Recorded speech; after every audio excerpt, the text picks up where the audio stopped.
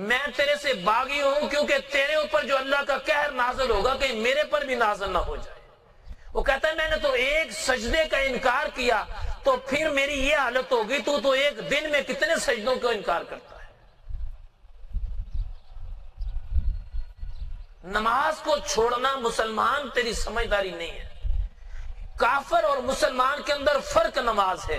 ایک ہی مجلس میں کھڑے ہوں، اذان ہو جائے، دونوں برابر کھڑے رہیں، کیا پتا چلے گا کافر کون ہے اور مسلمان کون ہے؟ جب اذان سن کے مسلمان نماز کے لیے چلا جائے گا تو سب کو پتا چلے گا یہ مسلمان ہے، اللہ کی کبریائی بیان کرنے والا ہے۔ تو نماز کی حفاظت یہ ہے کہ وقت مقررہ پر اور اس کے خشوع اور خضوع کے ساتھ نماز پڑھی جائے، ٹائم پر، وقت پر نماز پڑھی جائے۔ کئی لوگوں کی عادت ہے صبح کی نماز زندگی گزر گئی، قضا نماز ہی پڑھتے چلے جا رہے۔ اپنی نمازوں کی حفاظت کرو۔ حفاظت سے مراد یہ کہا گیا ہے کہ خشوع اور خضوع اور وقت پر نماز پڑھنا۔ یہاں ایک حدیث پاک آتی ہے، نبی پاک علیہ الصلوۃ والسلام ارشاد فرماتے ہیں کہ سب سے بدترین چور نماز کا چور ہے۔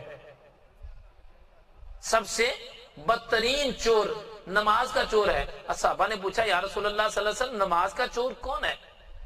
نبی پاک علیہ الصلوۃ والسلام ارشاد فرماتے ہیں جو نماز کو خشوع اور خضوع سے ادا نہیں کرتا وہ نماز کا چور ہے۔ جلدی نماز پڑھنا، فٹوفٹ جسے کہتے ہیں، تیزی سے نماز پڑھنا، صحیح طریقے سے اس کو ادا نہ کرنا، خشوع اور خضوع سے نماز کو نہ پڑھنا۔ نماز کا چور اسے کہا گیا ہے۔ اصل میں ایسا ہوتا ہے پہلے باتوں میں لگے رہتے ہیں، دنیاوی ماحول میں بیٹھے رہتے ہیں، جب نماز گزرنے کا وقت قریب ہوتا ہے تو پھر کیا کرتے ہیں؟ پھر کہتے ہیں جلدی نماز کو ادا کر۔ اچھا، نماز ادا کرنے سے میڈیکلی طور پر، فزیکلی لحاظ سے کیا فائدہ ہوتا ہے؟ نبی پاک علیہ السلام ارشاد فرماتے ہیں کہ جب نماز پڑھو تو جس بندے کا سر سجدے میں ہوتا ہے وہ بندہ اس وقت سب سے زیادہ اللہ کے قریب ہوتا ہے جب بندے کا سر سجدے میں ہوتا ہے۔ حدیث پاک کے الفاظ ہیں، اس کو سکون ملتا ہے۔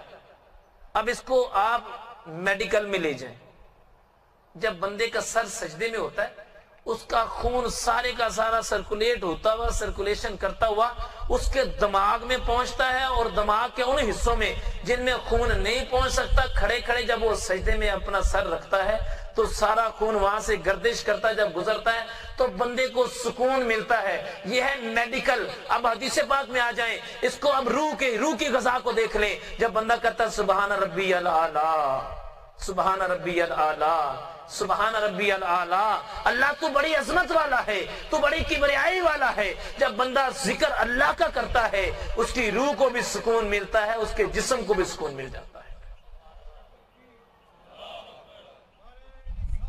آج 1400 سال کے بعد میڈیکل نے ریسرچ کرنے کے بعد بتایا کہ بندہ جب سجدے میں جاتا ہے پھر اس کے سارے کا سارا جسم کا خون گردش کرتا ہوا اس کے دماغ میں پہنچتا ہے، یعنی اس کے سر کو کراس کرتا ہوا، یعنی اندر سے ساری تمام تر ان جگہوں پر جہاں پر خون نہیں پہنچ سکتا، جب وہ سجدہ کرتا ہے تو وہاں پر خون پہنچتا ہے۔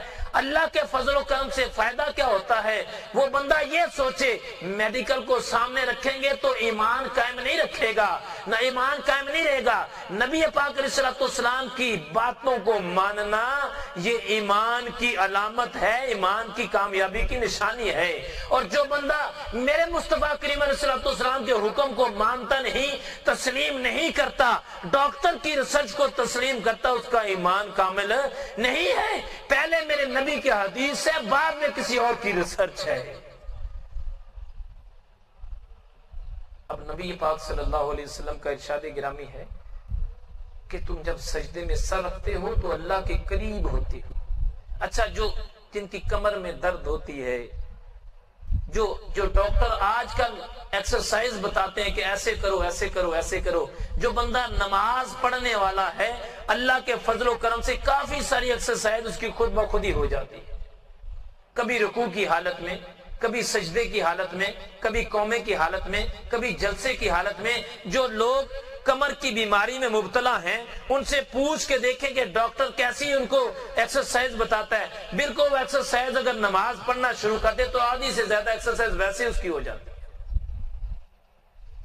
لیکن بندہ یہ سوچ کر کرے کہ میری ایکسرسائز ہو جائے گی تو اس کے پڑھنے کا فائدہ نہیں ہوگا، کیونکہ نماز پڑھنی اس لیے پڑھنی ہے کہ اللہ کا حکم ہے، اور اس لیے پڑھنی ہے کہ میرے نبی علیہ السلام کا حکم ہے۔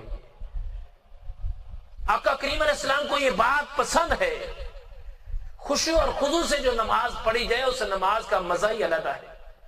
اب نبی پاک علیہ السلام جب معراج پر چلے گئے، ایسے کریم آقا روح زمین پر پیدا ہو سکتے نہیں، اللہ چاہے تو بے نیاز ہے لیکن اللہ ایسا کرے گا نہیں۔ اب سنیں، نبی پاک علیہ السلام جب معراج پر چلے گئے تو معراج حاصل ہوئی، وہاں جا کر اپنی گناہگار امت کو بھولے نہیں، اللہ میرے اور آپ جیسے گناہگاروں پاپیوں کو بھولے نہیں، وہاں جا کے اللہ کی بارگاہ میں عرض کرتے ہیں مالک و مولا مجھے تو معراج حاصل ہو گئی، اللہ میری امت کا کیا بنے گا؟ اللہ اکبر۔ یہاں کوئی بادشاہ کسی کا بادشاہ سے تعلق ہو اور ہم سب کا اس سے تعلق ہو، بادشاہ کے پاس جا کے وہ ہمیں بھول جائے گا، اپنی اپنی گیم میں پڑا رہے گا۔ میرے مصطفیٰ کریم علیہ السلام اللہ کی بارگاہ جب گئے تو جاتے کیا سوال کیا؟ اللہ پاک یہ ساری مجھے تو معراج حاصل ہو گئی، سارے تیرے انعام ٹھیک ہیں، لیکن مالک مولا میری گناہگار امت کا کیا بنے گا؟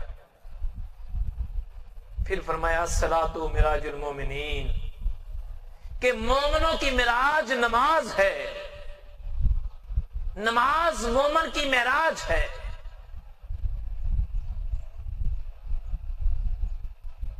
خود ہی سوچیں جو بے نمازی ہے اس کو اللہ کی بارگاہ سے کیا ملے گا؟ اور نماز بھی جان بوجھ کے چھوڑنے والا، دنیا کے چکروں میں آ کے چھوڑنے والا، دنیا کے معاملات میں آ کے نماز کو چھوڑنے والا، سوچے تو صحیح کہ اس کو اللہ کی بارگاہ سے پھر کیا ملے گا؟ اور خالق نے تو اعلان فرمایا، اور نبی پاک علیہ السلام کو اللہ پاک نے یہ تحفہ دیا ہے نماز کا۔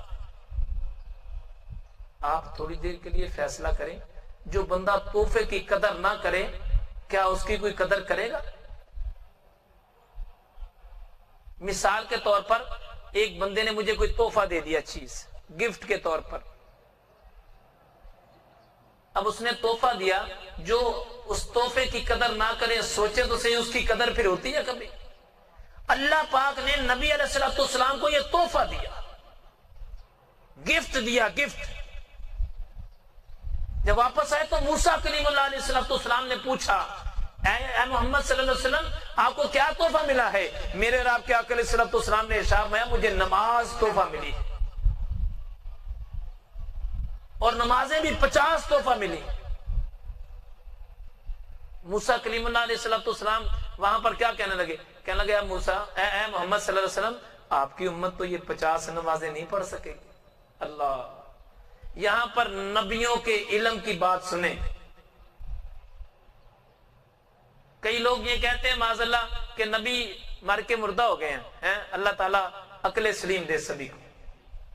سوچیں ذرا، اگر نبی مر کے مردہ ہو گیا تو نبی علیہ السلام کو پھر رستے میں کون ملا تھا جنہوں نے 45 نمازوں کے بارے میں کہا یا رسول اللہ یا محمد آپ کی امت یہ بھی نہیں پڑھ سکے گی، یہ بھی نہیں پڑھ سکے گی، یہ بھی نہیں پڑھ سکے گی۔ آقا کریم علیہ السلام کو انبیاء علیہ السلام آسمانوں پر ملتے رہے۔ بار کا بھی ایک علیحدہ موضوع ہے۔ تو موسیٰ علیہ السلام ملے، عرض کی یا رسول اللہ آپ کی امت اتنی نمازیں نہیں پڑھ سکے گی۔ نبی علیہ السلام 9 مرتبہ گئے، 45 نمازیں معاف ہوئی۔ فرمایا کہ اے محبوب صلی اللہ علیہ وسلم میں رب ہوں، میں جو کہتا ہوں وہی کرتا ہوں، لیکن تو میرا محبوب ہے، بات میں تیری بھی نہیں موڑ سکتا۔ اے میرے محبوب صلی اللہ علیہ وسلم تیری امت پڑھا کرے گی 5 ثواب 50 کا عطا کیا کروں گا۔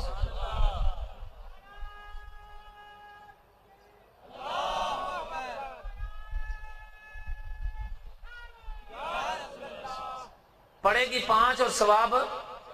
اب سوچیں ذرا، جو بندہ 5 نمازیں بھی نہ پڑھے تو پھر کتنا میں تو کہوں گا لفظ تو بڑا سخت ہے لیکن کیا ہے، کتنا بدبخت ہے جو اللہ کی بارگاہ میں 5 وقت بھی سجدہ نہیں کرتا۔